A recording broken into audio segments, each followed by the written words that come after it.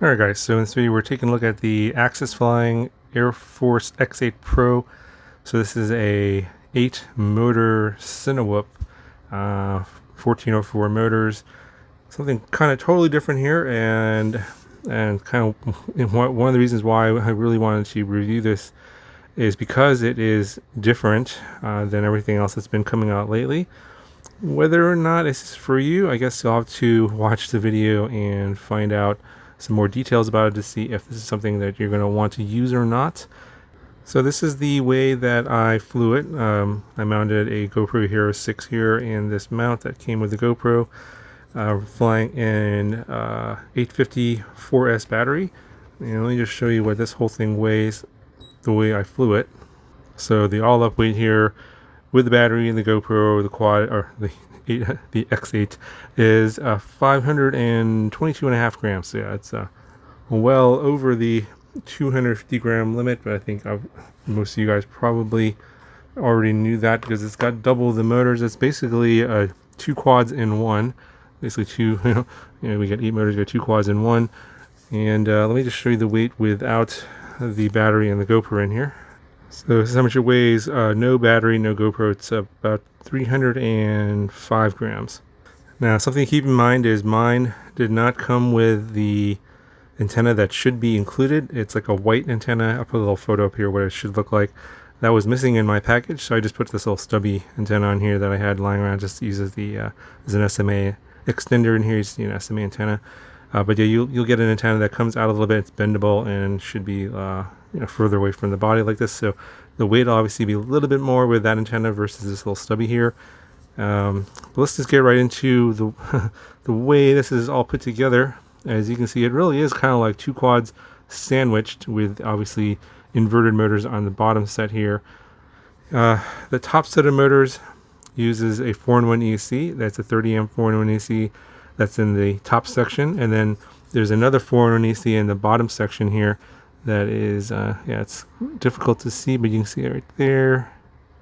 And then bottom, let's see if we come over here. Yeah, it's better to see it from this side.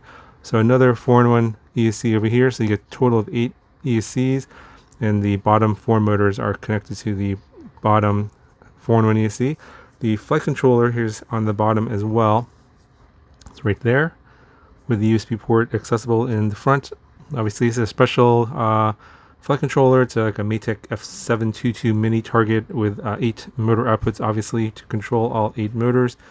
And then on the top here, obviously, this is analog. This is a Runcam Nano 2. In the top section here, underneath the front section is a video transmitter. It's a I forget the name of it. It's like, I think it goes up to 1 watt. So yeah, you can go pretty far with this video transmitter if you want. I think I only flew it at like 200 or 400 milliwatts, nothing too high. Okay, so the motors on here are AxisFlying branded AF 144 4510 kV. So it's meant to run on 4S on these Gemfan D63 props. They're 2.5-inch propellers. Obviously in an 8 motor configuration, and it does have an 8 motor configuration in Betaflight. The way that they've got the 8 motors on here is interesting in this frame. So there's a main plate, and then there's a secondary plate that will mount the top motors here, and then the bottom motors are inverted and mounted to the main plate here. And it's not that easy to see because the carbon is so well cut, you can't really see where it meets. It's like, you can tell that it's a separate piece of carbon, but it's looks almost like one piece, but it isn't. So they obviously use this little plate. They mount the motor and the prop guard to the underside of that, and then this motor and prop guards to the bottom side of this plate here, and then they screw the 2 plates together with these screws, and there's 3 corners. There's like a little triangle there, and so there's a M2 screw there and a press fit nut on the bottom. There's 3 LEDs. It looks like there's 1, 2 there. Just 2 LEDs looks like. Let me see. Let me show you what they look like.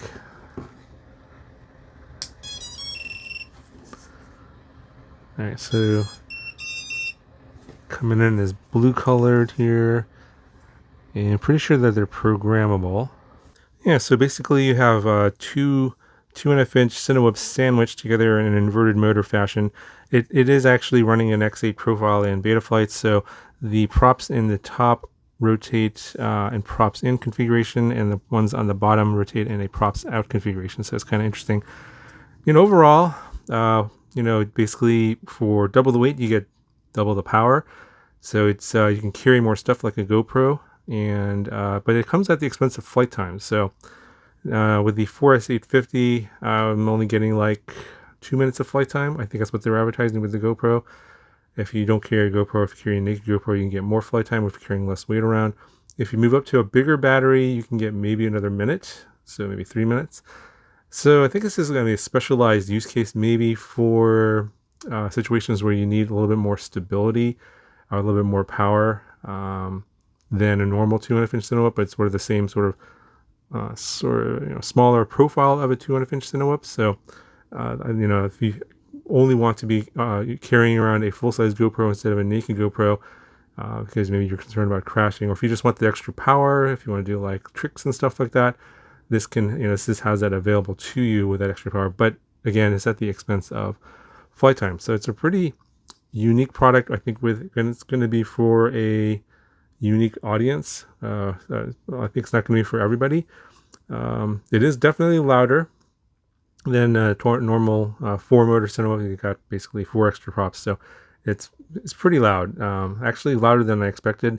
Not sure if there's much you can do about that because it's carrying around a lot of weight. I think if you were to take the GoPro off of here, I suspect that it will not be as loud. So if you're concerned about that, but I think if you're looking for something like this, you're looking to carry around a GoPro, so you're gonna have to live with the extra noise and the shorter flight time. There is a DJI version of this as well. I don't know anything about that one. I haven't flown it, so I'll link that down in the video description. I think basically it has a Vista and a Nebula Nano for the camera, but I believe all the other specs are going to be identical. But yeah, I'll link that down in the video description. Yeah, here's my flight demo of it. Let me know what you guys think. I think we're probably going to see more of these. Hopefully a 3-inch X8 might be more interesting than a 2.5-inch, but that's just my thoughts. Anyway, interested to hear what you guys have to think about this and in the comment section, and I'll talk to you guys in the next video.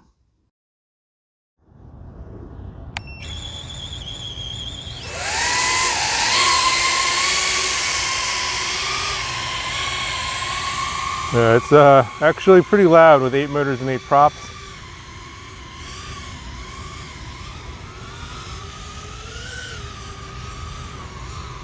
It does feel like it has a lot of power.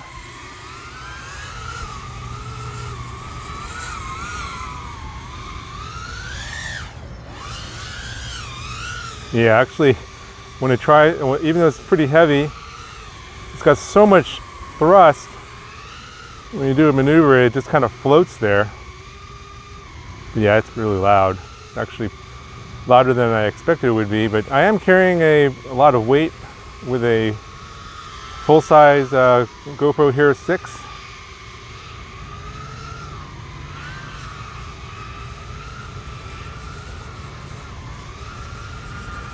Pretty windy right now. Not sure if you'll be able to hear that on the microphone. I have a wind muff on here. And you can see as the voltage is coming down, I'm having quite a bit of voltage sag. Already at 14 volts.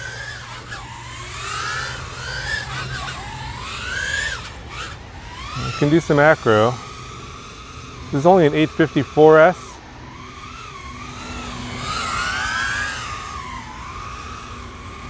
And this battery's got a lot of cycles on it, so you probably want to go with a newer battery. Yeah, I'm done at 13.6. It's only been like 1 minute 40 seconds. So I guess that's the price you pay for double the motors and weight plus carrying a GoPro. So a much shorter flight time than expected. About 2 minutes here. I think you're going to get more if you don't carry the GoPro.